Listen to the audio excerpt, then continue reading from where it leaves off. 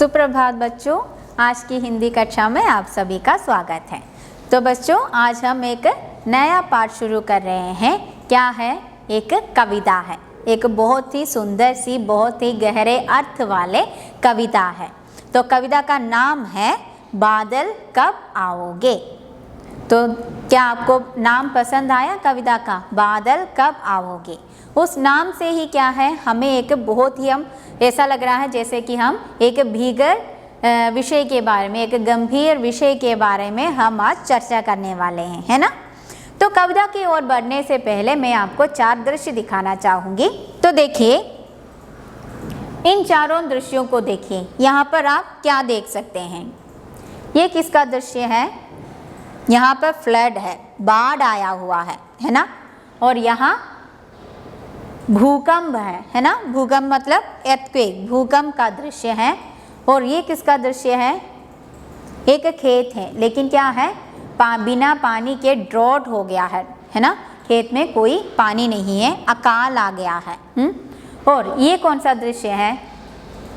यह सुनामी का दृश्य। जैसे पानी ऊपर से, सागर से पानी आकर सुनामी हो रहा है, सब कुछ सर्वनाश हो रहा है ना। तो ये सारी चारों दृश्य कहाँ पर होता है?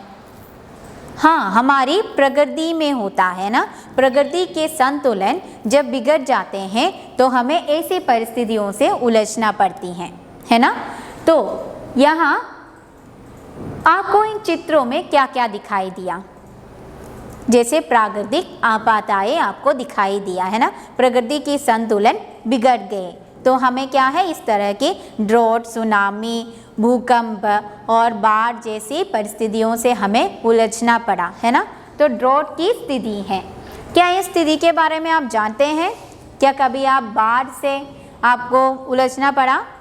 हम केरल के लोग हैं, बहुत बार उलझना पड़े हैं ना। अब 2 बार प्रलय आ चुका है, बाढ़ आ चुके हैं, है ना। तो हमें अफसोस, हमें उलझना पड़ा। क्या आपने कभी भूकंप को अनुभव किया? कभी कभी किया होगा, या फिल्मों में हम देखे होंगे भूकंप, है ना। और फिर सुनामी को कभी देखा आपने?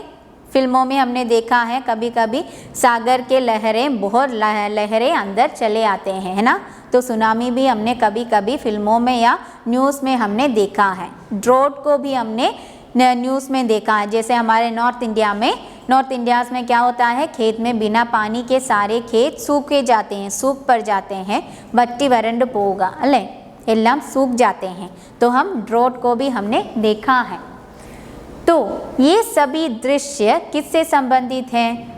हाँ, हमारी प्रकृति की संतुलन बिगड़ने से, उसका ബാലൻസ് बिगड़ जाने से, संतुलन मतलब ബാലൻസ്, പ്രകൃതിയുടെ ബാലൻസ് തെറ്റുമ്പോൾ നമ്മുടെ സമൂഹത്തിൽ നടക്കുന്ന, പ്രകൃതിയിൽ വരുന്ന ബുദ്ധിമുട്ടുകളാണ് പ്രാകൃതിക് അനുഭവങ്ങൾ അല്ലേ, നാച്ചുറൽ कलामिटीज़। प्राकृतिक आपदाएं मतलब नेचुरल कलामिटीज़।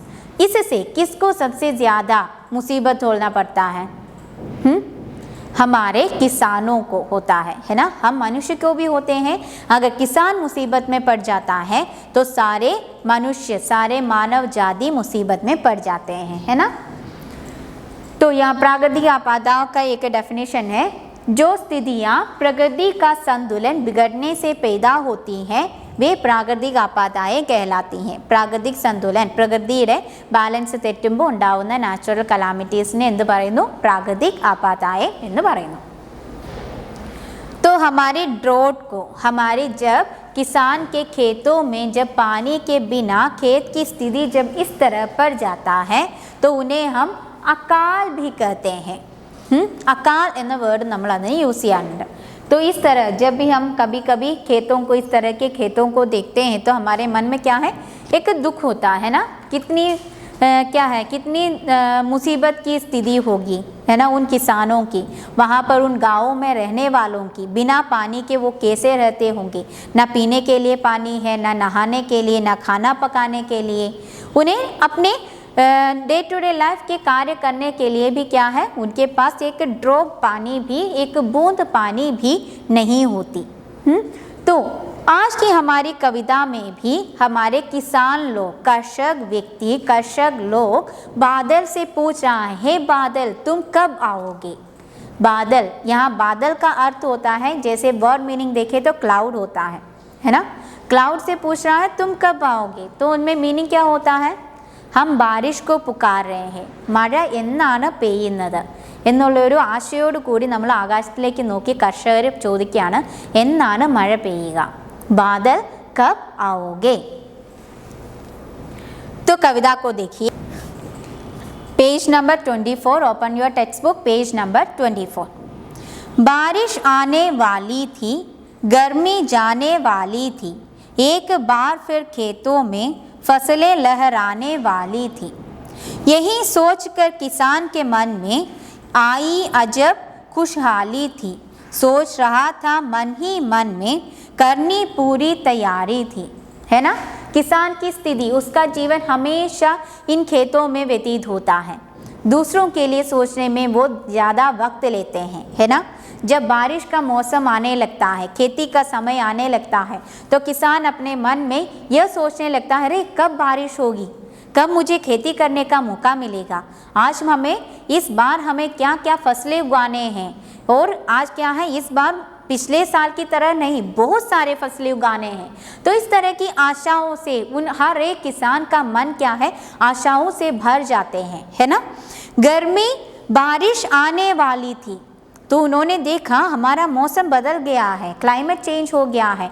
बारिश आने वाली थी, बारिश मतलब रेन, वर्षा होने वाली है, മഴ പെയ്യാൻ തുടങ്ങുന്നു, आने वाली है मतलब പെയ്യാൻ തുടങ്ങുന്നു, बारिश आने वाली थी। गर्मी जाने वाली थी, गर्मी मतलब समर सीजन, गर्मी का अर्थ होता है समर सीजन, जाने वाली मतलब പോകാൻ തുടങ്ങി, आ season is over, season is going to be over. तो क्या है, गर्मी जाने वाली थी।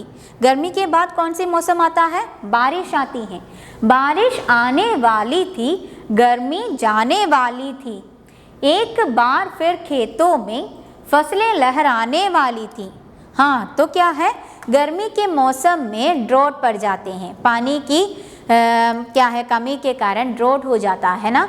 तो गर्मी एक बार फिर खेतों में, जब बारिश होगा तो बहुत सारे पानी आ जाएंगे, है ना, खेतें फिर से नम से भर जाएंगे।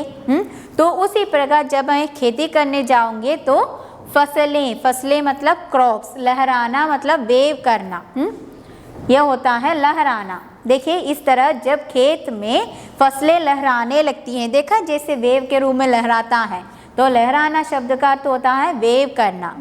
फसलें मतलब क्रॉप्स, क्रॉप होता है, फसलें लहराने वाली थी। तो जैसे मैं खेती करूंगी, बारिश आएगा, मैं खेती करूंगी और मेरे खेतों में फसलें लहराएंगी। यही सोचकर किसान के मन में, जब ये ख्याल उसके मन में आता है, सोचना मतलब थिंकिंग, जब ये ख्याल किसान के मन में आने लगता है, यही सोचकर, यही मतलब यही ख्याल, ये खेती करने की ये जो ख्याल है, चिंता है, थिंकिंग है, किसान मतलब फार्मर के मन में, यही सोचकर किसान के मन में छाई अजब खुशहाली थी। अजब मतलब एक विशेष तरह के, एक स्पेशल खुशहाली मतलब हैप्पीनेस।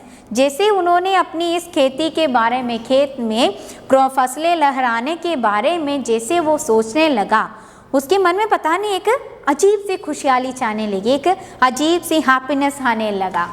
यही सोचकर किसान के मन में छाई अजब खुशहाली थी, सोच रहा था मन ही मन में करनी पूरी तैयारी थी। तो यही सोचकर किसान का मन वैसे बहुत खुश हो गया और वह मन ही मन सोचने लगा, आगे मुझे क्या क्या तैयारी करनी है, इस साल खेती के लिए मुझे क्या क्या तैयारी करनी है। इन तैयारियों के बारे में वे अधिक रूप से सोचने लगा। समझ में आए? तो हम शब्दार्थ को देखते हैं, उसके बाद एक बार फिर से पोएम को पढ़ते हैं। तो बादल शब्द का अर्थ होता है क्लाउड, देखा यहाँ दोनों साइड में क्लाउड्स है। बादल शब्द मतलब क्लाउड। आओगे मतलब coming, when it comes, okay, आओगे, बादल कब आओगे, व्हेन रेन कम। बारिश मतलब रेन, बारिश होना रेन। गर्मी समर, खेत फील्ड खेत वयल പാടങ്ങൾ, फसल क्रॉप, लहराना टू वेव, सोचना थिंकिंग, किसान फार्मर, छाना स्प्रेड ऑन, मन में छा जाना है ना, छाई अजब खुशहाली थी, मन में क्या है, मन में एक अजीब सी खुशी छा गई, മനസ്സിൻ്റെ ഒരു പ്രത്യേക തരം സന്തോഷം ഫീൽ ചെയ്തു, छाना मतलब स्प्रेड होना, फील ചെയ്യുക, मन में एक अजीब सी खुशी फील हो गई, अजब मतलब विशेष यानी स्पेशल, खुशहाली मतलब हैप्पीनेस। अब इन शब्दों के अर्थों को अपने मन में रखिए और हम कविता को एक बार फिर से पढ़ते हैं। बारिश आने वाली थी, गर्मी जाने वाली थी, एक बार फिर खेतों में फसलें लहराने वाली थी, यही सोचकर किसान के मन में छाई अजब खुशहाली थी, सोच रहा था मन ही मन में करनी पूरी तैयारी थी। देखा कितनी ब्यूटीफुल पोएम है। तो आपको आज एक कार्य आपको है, आपको सोचना है इस कविता का हमारे आज के समाज में, आज की हमारे जीवन में कितना महत्व है। आजकल हमारे क्लाइमेट भी इधर उधर चेंज होते रहते हैं ना, प्राकृतिक आपदाओं से हमें भी झेलना पड़ता है ना। तो आपको सोचना है इस कविता का हमारे आज के संदर्भ में क्या महत्व है, और किसानों के मुसीबतों को भी आपको ज़रा से सोचना होगा। और आपका गृह कार्य भी यही कि कविता का वाचन करना, शब्दार्थों को लिखना और उन्हें याद करना। और एक गृह कार्य यह भी है, आपको क्या करना है, इस कविता के विषय में आज हमने जो प्राकृतिक आपदाओं के बारे में चर्चा किया, भूकंप, फ्लड, बाढ़ और सुनामी आदि, ड्रॉट आदि आपदाओं के बारे में हमने चर्चा किया, उसके बारे में गौर से आपको सोचना होगा। ठीक है, हम अगली कक्षा में कविता के आगे भाग के साथ मिलेंगे। धन्यवाद।